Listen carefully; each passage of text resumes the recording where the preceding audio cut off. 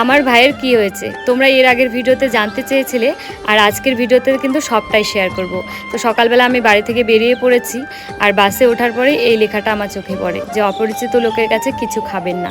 তো ছোটোবেলা থেকে বাবা কিন্তু আমাদের সবাইকে এই কথাটা সবসময় বলে দিয়েছে যেখানেই যেতাম না কেন। তো এই যে আমি চলে এসেছি নার্সিংহোমে, তো আসার পর দেখছি ভাইকে অ্যাডমিটও করে নিয়েছে।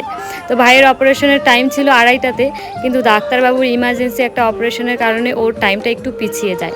ওর টাইম করে সন্ধ্যে 6টায়। তো এতটার সময় আমরা কি করব, তাই মাকে বলছিলাম চলো তাহলে দিদির বাড়িতে চলে যাই, ওখানে খাওয়া দাওয়া করে রেস্ট করে তারপরে আবার আসবো সন্ধেবেলা। তো তারপরে মা আর আমি চলে আসি কোর্ট মোড়ে। তো এখান থেকে মাও কিছু কেনাকাটা করলো, আর আমারও কিছু কেনাকাটা করার ছিল, তো সেগুলো কিনে নিলাম। আর এই যে শাখা পলা যা সমস্ত জিনিসপত্র দেখতে পারছো, এগুলো কিন্তু সমস্ত 50 টাকা করে। আর এর আগের ভিডিওতে তোমরা জানতে চেয়েছিলে এই মার্কেটটা কোথায়। এটা কোর্ট মোড়ের একদমই কাছে, আর এই মার্কেটটার নাম হলো হকার্স কর্নার মার্কেট। এই মার্কেটে তোমরা অনেক কম দামে ভালো ভালো জিনিস পেয়ে যাবে, যেমন জুয়েলারি, তারপরে জামা কাপড়, জুতো, সমস্ত কিছু কিন্তু পেয়ে যাবে।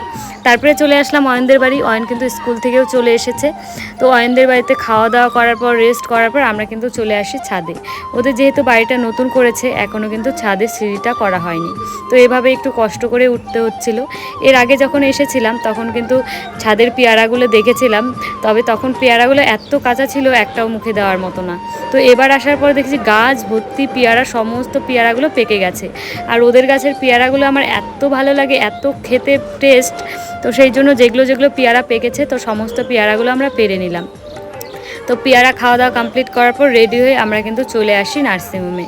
আর এই নার্সিংহোমটা ছিল সেবক রোডের আশেপাশে, রামকৃষ্ণ কী যেন একটা নাম, যাই হোক এই মুহূর্তে আমার মনে পড়ছে না।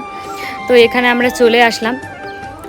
তো আমরা এখানে এসে পৌঁছেছি ওই 5টা 5:30। ওর মানে 6টা টাইম দিয়েছিল, ওর অপারেশন নিয়ে যেতে যেতে 6:30 বেজে গেছে। আর এই যে এইদিকে ভাইকে এখন নিয়ে যাবে ওটিতে। আর আমার ভাইয়ের কি হয়েছে তোমরা সবাই জানতে চেয়েছিলে।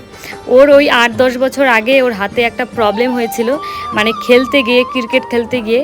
তো সেই মুহূর্তে মানে 2 দিন আগে অ্যাক্সিডেন্টটা হয়েছে, আর 2 দিন পরে আমার দিদির বিয়ে ছিল। তো সেই মুহূর্তে ও বাড়িতে সেইভাবে বলেনি, তো সাথে সাথে যদি চিকিৎসাটা হয়ে যেত তাহলে কিন্তু ওর এতদিনে আর অপারেশন করতে হতো না। তো 3-4 বছর আগে একবার জলপাইগুড়ি থেকে অপারেশন করা হয়েছিল, তবে আবার যেমন হাত তেমনই হয়ে গেছে। তো সেই জন্য আবারও কিন্তু শিলিগুড়িতে এবার প্লাস্টিক সার্জারি করা হলো, মানে আর হাতের আঙ্গুলে একটা প্রবলেম হয়েছে, মানে হাতটা সবসময় ফুলে থাকতো, মানে একটা আঙ্গুল। তো সেটারই অপারেশন হলো। আর এই যে হাত থেকে কিন্তু এটা বেরিয়েছে, কতটা বড় দেখো।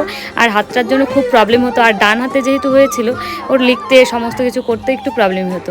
আমরা ভেবেছিলাম ওকে হয়তো একদিন রাখবে, কিন্তু ডাক্তার বললো যে না রাখতে হবে না। তো তারপরে ওকে আমরা সবাই বাড়িতে কিন্তু নিয়ে চলে আসি।